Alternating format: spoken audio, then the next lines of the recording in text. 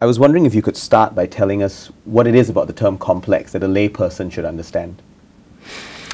Yes, well, I think the kind of naive view of complexity is pretty much captures the the essence of what it is, namely something that is extremely difficult to understand, whose dynamics seem somewhat unpredictable, and so forth. But slightly more technically, it usually refers to systems that consist of enormous number of what are usually called agents. They could be people in a city, they could be people on the stock market, whatever. But these are agents, and it's usually some enormous number that are interacting with each other in various ways. And one of the characteristics of systems that we call complex is that out of that interaction, the system usually evolves. So often they're called complex adaptive systems because they adapt to the externalities, the changing environment, and so on. And out of that usually comes something we call an emergent phenomena or an emergent behavior, so that the a classic statement about a complex system is the whole is greater than the sum of its parts. So a city, for example, is more, in fact much more, than the sum of the interactions of all the people, yep, or all the buildings, or all the automobiles. It's all of those and more. Yep. And that's what makes them so challenging. And typically, complex adaptive systems are what we could call historically contingent. That is, they depend upon their history in a way that is often unpredictable, because often you could have roll of accidents happening that completely change the evolution of the system. So these are, what is interesting is once we think of complexity, is to compare and contrast it with its opposite, which is simplicity. Yeah. And simplicity, and in some ways simplicity, by thinking about simplicity, we get a better kind of sharpen the view of what complex is, because, for example, almost all of physics, classical physics, is simple because, for example, the motion of the planets circling the Earth or satellites going around the Earth are considered simple because we can write down the equations quite precisely that govern it, and in know fact, them exactly. And know them exactly. So to almost any precision, in principle at least. So, for example, that's why cell phones work the way they're so reliable, because they go up to the satellite and back, and we know exactly where it is, how the waves are going to reflect, and so forth and so on. So those kinds of systems are simple because we can describe them in a very compact way, whereas if we tried to describe a city or an organism, a brain, a stock market, we don't have one or two equations. We don't have 3 or 4 equations. We don't have 10 or 20 equations. In principle, we might have a million or an infinitude of equations, and so it becomes a completely different paradigm in terms of dealing with it. So one interesting thing that comes up here is that both cities and countries are complex systems. Yes. Or systems of systems, really. I was wondering what your thoughts are on how cities and countries are actually different. Yes, that's a very tough question in some ways. Of course, one of the obvious things is that in all cases, essentially all cases, except 1 or 2, one of which is Singapore, cities are part of a system where they have sisters and brothers and cousins, namely other cities and towns and villages and whatever, and they all have to interact with each other, and so there's a very different dynamic than that of a country, which is much more, in that sense, more autonomous, even though, of course, it has to deal with foreign relations and so on. And, of course, generally cities do not deal beyond national borders. And so, but having said that, many of the things, many of the dynamics and many of the ways of thinking about cities and countries are not so dissimilar, because you have many of the similar kinds of problems. And but one of the other major differences is that even given that the scale is different. You know, you're dealing with a whole different scale if you're in a modest-sized city. Yeah. That's, of course, very different dealing with, you know, health and welfare and transportation and so on. Is very different than if you're dealing with the whole country.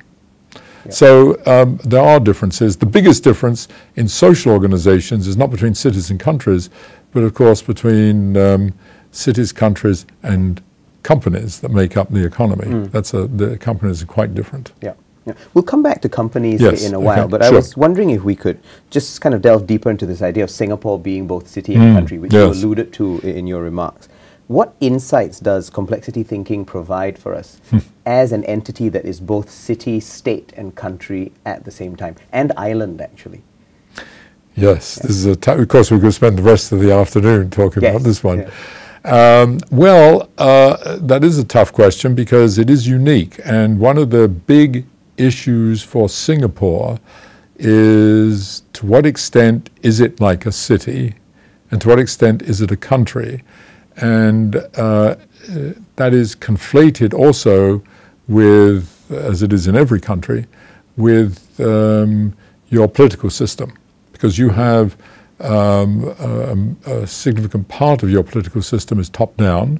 Part of it is also organic, you know, and democratic, and you have this tension, if you like, between the two. And I would say that one of the things that is independent, we have discovered, independent of political governance, when you have an urban system, that is your nation state with lots and lots of towns and cities. The interactions among them have led to kind of systematic behavior in the way they behave and so forth. And they all are in some ways replicas of each other. They're different manifestations of pretty much the same thing. Is that akin to the idea that there are simple rules that characterize complexity? Yes, so that there are simple rules for cities. So one of the things, and maybe I should go back a second, one of the things that's most fascinating about many complex adaptive systems is that, in fact, some of the most interesting ones that we have to deal with, whether organisms or cities or corporations, is that underlying all the things I said earlier about them being so complex and unpredictable and all the rest, all of which remains true, there is nevertheless typically a surprising simplicity underlying them, and they do obey rules, but they don't obey rules like the planets going around the sun, namely very precise. They obey more generic rules, which may tell you sort of on the average how they behave, but in detail we run into some of the major problems of how actually not only describing them, but more challenging even is to predict their future behavior. So one of the challenges for Singapore that we learn from this is that because you are not, because of for historical reasons, you're not part of an extended urban system, which if it had been, I hope I'm not treading on any toes here, but if it had been some natural organic evolution, would have been Malaya and possibly Indonesia even, who the hell knows, but it would have been... And that existed with the Straits Settlements. So on, yes. I mean, there would have been an urban system. Yeah. You're not, for historical reasons, and you have no hinterland. And so an important issue is to understand, so to speak, first of all, what urban system could we conceive of that Singapore is part of, and to what extent is that following the rules, or is it some new emergent phenomenon itself? And is Singapore either part of that, or is Singapore so unique that, you know, we can't use any of that? I don't believe that for one moment, by the way. I do believe that Singapore, so to speak, obeys the rules. Right. And the question as to what urban system it belongs to, well, we glibly say it's part of the global urban system. And we say that without really defining what that means, other than saying, well, that means, you know, New York and London and Shanghai and Hong Kong and so on. We just use it by naming those cities, but we don't analyze it in terms of, is that actually an urban system in the sense that we think of all of the US cities or all of the French cities as being part of it. So is that so? And I think that's not only a fascinating question, I think it's ultimately, as we move more and more into the 21st century, I think that's an incredibly important question for us to understand. Have we actually developed this uber urban system? Right. And I think Singapore, more than anyone else, should be most interested in that, precisely because you're not part of any other urban system, whereas all the other cities are the leaders of their own urban systems.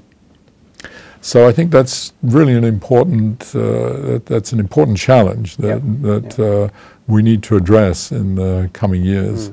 What do you make of the claim among some writers like Benjamin Barber that mayors should run the world? Yes.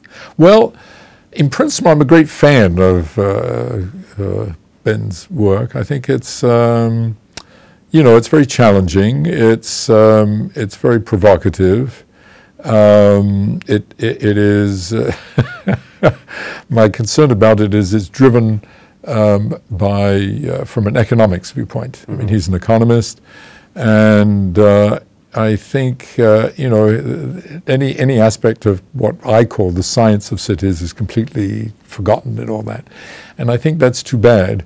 I like it because I think it's provocative and provides a point of departure for conversation and discussion. I think in the end, no, mayors will not, you know, they're going to play an increasingly important role because cities are growing. We have megacities, and these obviously wield enormous influence and so forth. But in the end, you know, states will prevail, and I think should prevail. I think there's tremendous advantages, and one of them relates to Singapore, a scenario, for example. So I was talking earlier with various people at the CLC and so on about this, that, you know, if you're in the United States and you're a city that runs into difficult times like Detroit, one of the things that you know, doesn't matter how bad things are going to get, you're going to be bailed out. People are going, you know, you're part of the United States. You know, there is a federal system. There is a federal system. You're part of it. There is, you know, and so on. And that's very important. That's a contract, so to speak, an unwritten contract, obviously. Singapore may be part of a global urban system, and all those other cities are part of their own national urban system and will be bailed out, or pieces of them will be, but you won't. I mean, that is, you don't have, you know, if Singapore hits hard times, you know, the stark cold world will not bail you, well, unlikely to bail you out, except for other, you know, who knows. But that's the point, is that it's an issue. That's why I think these issues are critically important for Singapore to understand. I think it's, you know, to really understand from the data, analyze that data, really understand what it is that we're talking about here, and not just use it in this kind of narrative, qualitative framework. Yeah. No, that's fascinating. And I wonder if we break that down now in terms of the economic view that you were talking about earlier. What exactly is the economic fabric of a city? Because that's been, in a lot of ways, the mainstay, or the claimed mainstay of what Singapore has. But I don't know if we've unpacked it as much as we could have. What is that economic fabric, actually? Well, ultimately, the city, any great city especially, but all cities function primarily via their social interactions. You know, that is the kind of modular structure of the city in terms of its social groupings, from family to businesses and so forth. And you know, the greatness of a city is often hidden in the sense that it inspires, it facilitates interaction, it creates, it provides the platform for things that we're doing here, but for people to get together, interact and so on, both formally in terms of providing spaces, and informally in terms of having people sitting around in the streets or, whatever, going to football matches and talking. But all of that in some phenomenal way increases interaction, and the result of that is idea creation and wealth creation. And so I believe that the economic health of a city is intimately related, and it's a feedback mechanism, of course, but it's intimately related to this buzz, this social activity that is what a city really is about. The whole point of a city is to do that. I mean, there's all these buildings and roads and all the rest. They're not there, just because we want to build edifices. They're there precisely to ameliorate and facilitate and accelerate social interaction for more innovation, more ideas, and more wealth creation. So that's what I see as the basis. And Singapore has a mix. I mean, despite its success, is a mixed bag in terms of, who was I talking to at lunch? Someone said, not me, fortunately, said that it was, no, it wasn't soulless, that wasn't the word, but it had been anyway, it had been.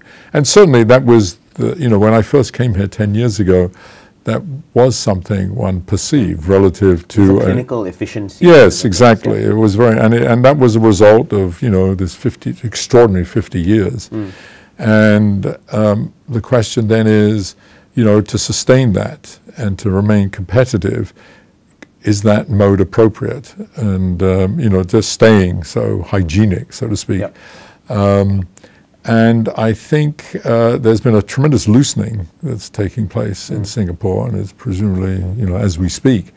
And I think that's a very good sign. And, and of course, being a city and being, the nature of social interaction, I think it will produce all kinds of very interesting phenomena that will, enhance Singapore, but also tremendous challenges for Singapore, because it may induce all kinds of social unrest and so on that has not been part of the scene here. And somehow one has to, I have a feeling that, the good and the bad have to be dealt with together, coming from the same source of, just getting the churning, get it out there and churning and so on.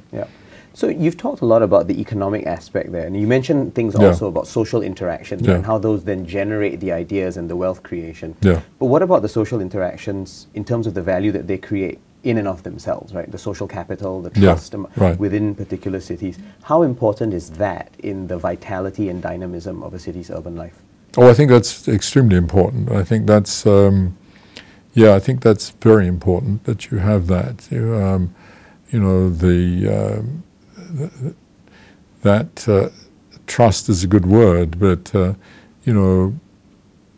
because people, it helps eventually to create a certain transparency, which is kind of lubrication for more ideas. Of outcome. And exactly, and so because what it is, it's a positive feedback loop, and you want to keep churning that, and so I think that's a very important aspect of social interaction. Right.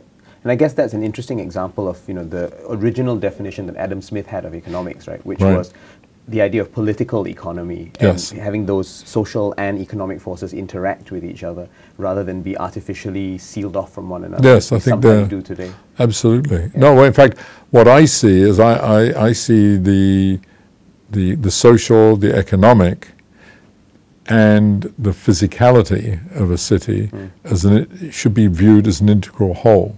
They should not be dealt with as if they're separate, siloed phenomena. They all feed back on one another and stimulate each other and so forth. So I think that's very important. I mean, cities, I don't know this. I'm a little bit shaky ground. But, when cities start to look shabby and, and there's not much activity in them, and there's a feeling of decay, their economic productivity goes down. I mean, I can think of lots of examples. I don't know if that's the reason I say it's on shaky ground, because I've not done research on it, and I don't know if anyone actually has. Yeah. But whether they have or haven't, that's the kind of idea that all of those, these kind of integrated wholes. Yeah. Can you think of cities that have done that well, that kind of integration of the state, market, and communities, and bringing all together the different aspects in a salient, coherent way? Wow, that's an interesting question. Well, Singapore has done a pretty good job up to now. It just hasn't gone far enough, and it will go further. Right. Just in the we're way adapting all the time. You're adapting, yeah, exactly. In different ways, some cities have done it quite well at different times.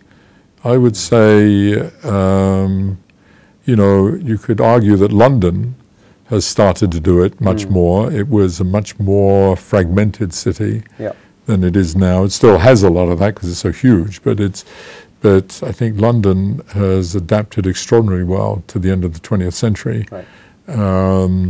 So it has done quite a good job, in fact, of integrating these three things. And its problem is, the problem with London is a situation where its economic aspect, well, in terms of finance, has become so huge that it may actually end up harming the city, I think, because it's now out of balance, because, and it's a problem many cities face when that happens, that, you drive up prices so high that, and that you drive out, the diversity of the city. The city starts to become much more uniform, monochrome, driven by, in this instance, finance. That's the image of the city, and that's how it runs, and so forth. Right. So to speak, ordinary people who are actually keeping the whole thing going can't afford to live there. San Francisco is going through it now. I mean, San Francisco has gone zoom. Inequalities there. It was that was a city that I think did do that until very recently, and the coming of Silicon Valley to San Francisco, which in one sense has been a boon, is also a threat, because all those San Franciscans who lived there for all their lives can't live there any longer, or at least they feel they can't, and they're moving out. And this is causing tension and so forth. So it's going to be really quite interesting to see how that plays itself out. But it's a continuous, that's the wonderful thing about cities. There's this ebb and flow. Yes, it's fantastic. One last question, and just to build on the previous themes that we just looked at. It sounds almost like, there is a point beyond which the economies and agglomerations that give a city dynamism and vitality will actually stop and start leading to diseconomies. I think of Joseph Tainter, for instance, who talks about the fact that complex societies can collapse at some point when the marginal utility of complexity starts to go negative. Do you have thoughts on, first of all, how we measure the size of a city? Is it population or geographical area or the kinds of diversity of activities within that city? And if we have a good definition, when then do cities become too large according to that definition? Well, I'll answer the last part first. I'm not sure a city can be too large, frankly, in principle. I'm not saying in practice, and if we have time, I'll come back to that. But that's a very interesting question, the size of a city. What I think there's a question before that, and that is, the definition of a city. What is the city? And and the answer to that is a little bit dependent on what it is you're looking for, what it is you're measuring, so to speak. In our work, we've almost always used just population as a proxy for the size of a city.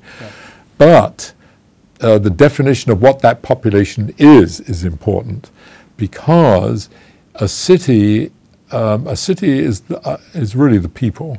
It is that's from my viewpoint, that's primary. That's primary. People are cities, but it's the interaction between people. So it's the social network that is the city. So you could define a city as all the people that are connected to the network, meaning that they've interacted with the city in some form or another, meaning other people in the city or whatever it is. They've interacted with the city, let's just say once a week, once a month, once every 6 months. You make you can define the threshold, but at some rate, they have to be above that, and you call them part of the city. Yeah. And I think that's a very good definition for many things, because almost all socioeconomic metrics of a city are measures of interaction. So therefore, what you want to know is who is interacting. That defines the city. And so, not the buildings, not how far the buildings go out or what the land area is and so on. They're important and interesting metrics. But the really, the kinds of things we've been talking about, it's really to do with what is the social network and what is the extent of that. Yep. First of all, in social space, and then in physical space. So, for example, to take an extreme version of that, you could argue that people that live in Boston, someone living in Boston that is commuting to New York every week, and even though his primary residence is in Boston, is actually a citizen of two cities. Right. And he should be, because he's, and you could even take an extreme case where he's much more a citizen of New York, even though he calls his home Boston, because he's much more engaged with the network than he is when he's, at home watching football on television on the weekends. Yeah. So, there's a detail in this, but it's just to give an image of what a city is. It means engagement, I think.